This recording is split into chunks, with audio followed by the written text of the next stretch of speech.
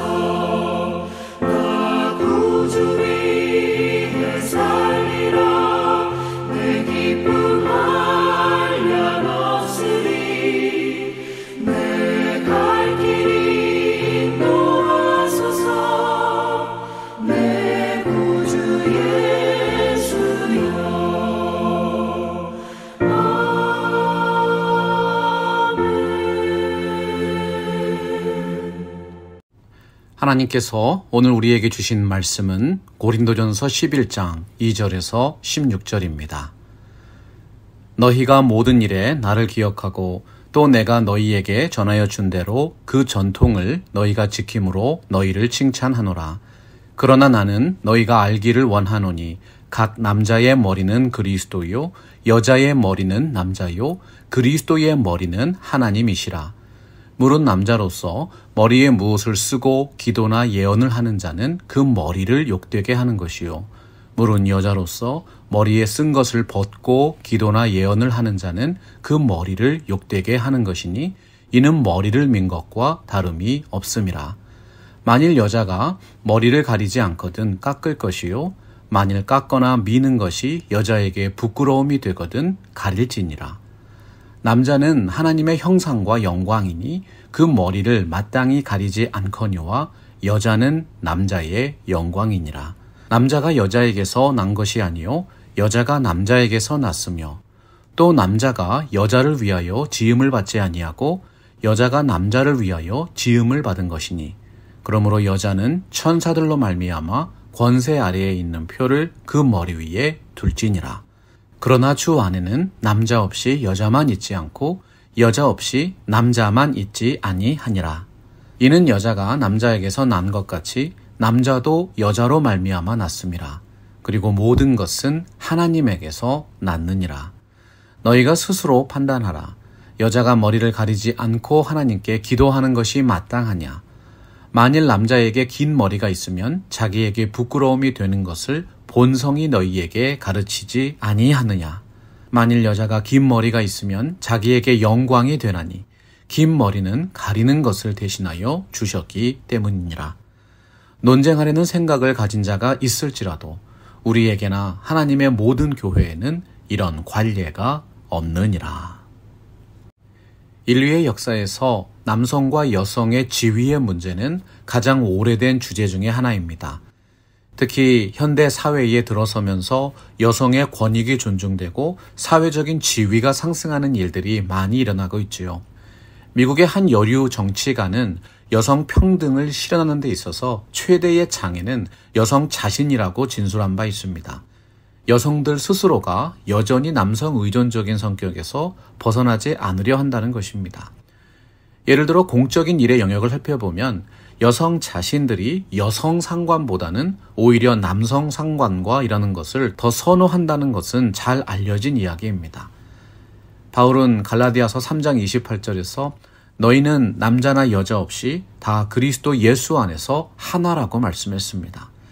그리스도께서 허락하시는 구원과 그리스도의 몸 안에서 누리는 영적인 지위와 관련해서 남녀가 동등하다고 가르친 것이지요. 바로 이 구절이 기독교의 복음적인 자유가 여성들의 권익을 높이는 데 기여한 부분입니다. 오늘 우리가 읽은 바울의 시대 고린도 교회의 상황은 조금 더 특별했던 것으로 보입니다. 당시 남성의 지위는 여성들보다 절대적으로 우월했습니다. 그에 대해서 교회 내의 일부 여성들이 마치 남성들에게 항의를 하듯 독특한 행동을 취했는데 머리를 가리는 수건을 일부러 벗고 예배를 드리거나 심지어는 머리를 짧게 깎고 예식에 참여하는 행동을 취했다는 것이지요. 그분들은 바울이 가르친 복음적인 자유가 마치 여성이 더 이상 남성에게 예속되어 있지 않다는 의미로 받아들인 것 같습니다. 이에 따라 바울은 하나님께서 세우신 창조의 질서에 대해서 먼저 가르쳐주고 그 다음에 복음 안에서 누리는 동등함을 설명하고 있습니다. 오늘 말씀 2절 보면 너희가 모든 일에 나를 기억하고 또 내가 너희에게 전하여 준 대로 그 전통을 너희가 지킴으로 너희를 칭찬한다고 말씀하고 있습니다. 예수 그리스도의 복음은 우리에게 자유를 허락하면서도 새로운 피조물로서의 질서를 요구하고 있는 것이죠. 오늘은 바울이 전파하는 창조의 질서와 복음의 지위에 대한 두 가지 통찰을 함께 배우고 삶에 적용해 보도록 하겠습니다. 하나님이 세우신 창조의 질서는 가장 자연스러운 삶의 원리입니다. 바울은 3절에서 그러나 나는 너희가 알기를 원하노니 각 남자의 머리는 그리스도요 여자의 머리는 남자요 그리스도의 머리는 하나님이시라고 말씀했어요. 그리스도께서는 구원 사역을 위해서 하나님께 복종하셨습니다. 그러나 하나님과 동등한 분이시지요. 각 남자의 머리가 그리스도라는 것은 그리스도께서 모든 남자의 머리가 되셔서 다스리고 계신다는 의미입니다. 특히 그리스도의 머리에는 정관사가 붙어 있습니다. 오직 하나뿐인 그 머리입니다. 하지만 여자의 머리에는 정관사가 없지요. 이것이 어떤 뜻입니까? 창조의 질서에 있어서 남자가 여자에게 머리가 되는 것이 사실이지만 그리스도께서 만물의 머리됨과 같이 절대적이지는 않다는 의미입니다. 이 땅의 모든 남자들의 머리는 오직 한 분 그리스도이고 각 여자의 머리는 각 남자입니다. 바울 시대의 문화에서 머리에 무엇을 쓴다는 것은 누군가에게 복종을 하고 있다는 의미가 담겨 있었습니다. 여자들이 길을 갈 때나 교회에 올 때에도 머리에 베일을 두르거나 쓰는 것을 통해 자신이 머리가 아님을 표현했던 것이죠. 오늘 말씀 4절과 5절 보십시오. 무릇 남자로서 머리에 무엇을 쓰고 기도나 예언을 하는 자는 그 머리를 욕되게 하는 것이요. 무릇 여자로서 머리에 쓴 것을 벗고 기도나 예언을 하는 자는 그 머리를 욕되게 하는 것이니 이는 머리를 민 것과 다름이 없음이라. 남자는 여자의 머리라고 했습니다. 바울의 시대에는 남자가 머리에 무엇을 쓴다는 것은 스스로 머리가 아니라고 말하는 것이었습니다.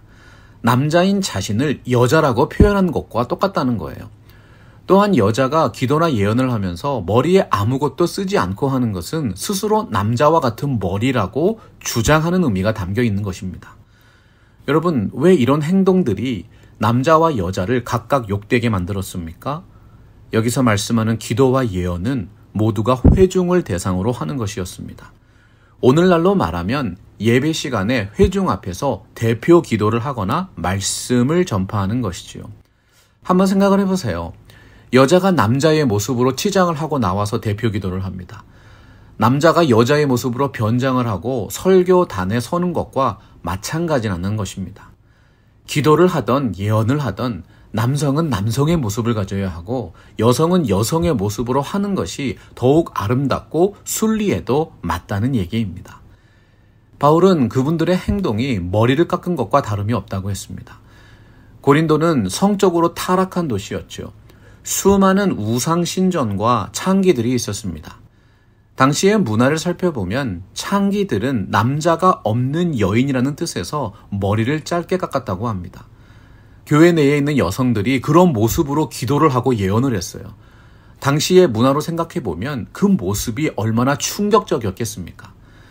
오늘날에는 머리가 짧은 것이 아무런 문제가 되지 않지만 당시에는 오늘날의 동성애 정도에 해당하는 큰 파장을 일으켰던 것입니다. 동성애가 정말 무서운 이유가 무엇일까요? 자기 자신이 하나님이 만드신 가장 아름다운 창조물이라는 사실을 스스로 부정하는 것입니다. 마찬가지로 오늘 말씀의 바울의 논지는 하나님이 세우신 창조의 질서를 어기는 것은 남성과 여성의 구별된 아름다움을 스스로 부정하는 행위라는 뜻입니다. 7절에 보면 남자는 하나님의 형상과 영광이니 그 머리를 마땅히 가리지 않거니와 여자는 남자의 영광이라고 말씀했어요. 영광은 하나님을 존귀케 하고 하나님을 높이는 것입니다. 남자분들은 하나님께서 얼마나 아름다운 존재를 창조하실 수 있는가를 보여주고요. 여자분들은 하나님께서 남자로부터 얼마나 아름다운 존재를 창조할 수 있는가를 드러내고 있습니다. 여자의 머리가 남자라는 사실은 하나님의 창조의 아름다움을 드러내는 한 방법이지요. 왜냐하면 하나님께서 사람을 창조하실 때 남자와 여자를 다르게 만드셨기 때문입니다. 서로 다르게 창조된 남성과 여성이 하나의 공동체를 이룸으로써 아름다운 파트너십을 맺어가는 방법을 우리에게 보여주신 것입니다. 이제 복음적 평등의 관점으로 이 문제를 보겠습니다. 남자와 여자는 또한 동등합니다. 바울은 이제 남성과 여성이 누리는 자유와 지위에 대해서 설명을 해요. 오늘 말씀 11절입니다. 그러나 주 안에는 남자 없이 여자만 있지 않고 여자 없이 남자만 있지 아니하니라. 사도 바울은 여자가 남자보다 열등하지 않다고 강조하고 있습니다. 왜냐하면 남자와 여자 모두 주 안에 있기 때문이지요. 그리스도께서는 남자들뿐만 아니라 여자들을 위해서도 십자가에 못 박히시고 부활하셨습니다. 그와 같이 모든 일에 있어서 남자와 여자는 근본적으로 동등하다는 것입니다. 그 이유가 무엇이죠? 12절 말씀 보십시오. 이는 여자가 남자에게서 난 것 같이 남자도 여자로 말미암아 났습니다. 그리고 모든 것은 하나님에게서 났느니라. 분명히 여자는 남자에게서 났습니다. 하나님께서 아담의 갈비뼈를 취해 하와를 지으셨어요. 그러나 그 이후에 태어난 모든 남자들은 다 여자를 통해서 태어납니다. 모든 남자는 어머니가 있습니다. 가장 중요한 사실이 무엇입니까? 남자든 여자든 모든 것이 하나님에게서 나왔다는 진리입니다. 하나님은 남자와 여자를 서로 보완해주는 관계로 만드셨습니다. 남자와 여자는 그리스도인으로서 주님의 동역자들입니다. 둘 중에 어느 한쪽이 없으면 미완성이지요. 불완전한 것입니다.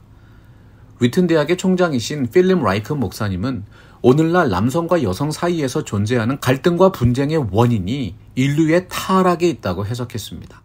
어떠한 말씀에 근거해서 해석했습니까? 창세기 3장 16절의 끝부분입니다. 너는 남편을 원하고 남편은 너를 다스릴 것이니라.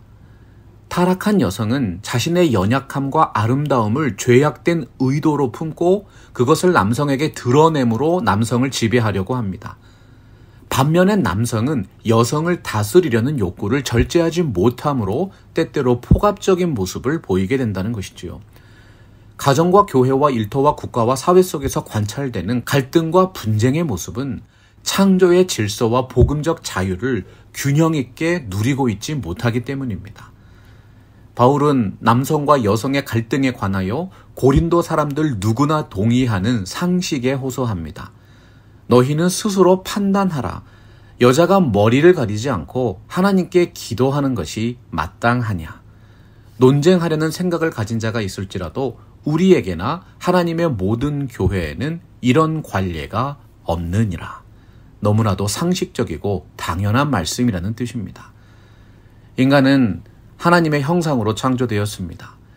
그리스도의 복음적 자유는 하나님의 창조의 원형인 하나님의 형상으로서의 인간의 가치를 온전하게 회복시키십니다. 모든 인생은 하나님의 형상으로서 본래의 가치를 인정받고 그 인격을 존중받을 권리가 있습니다. 남자와 여자는 창조의 질서와 복음의 자유를 통해 하나님이 원하시는 삶과 사역의 동반자로 함께 세워진 것이지요. 마지막 시대에 죄악이 극에 달하면서 사람들이 죄를 짓고도 부끄러움을 모르는 시대가 되었습니다. 간통죄가 사라지고 동성애가 합법화되고 부패한 권력과 하극상이 극에 달했습니다. 전능하신 하나님께서 이 땅을 불쌍히 여겨주시기를 위하여 우리는 기도해야 합니다.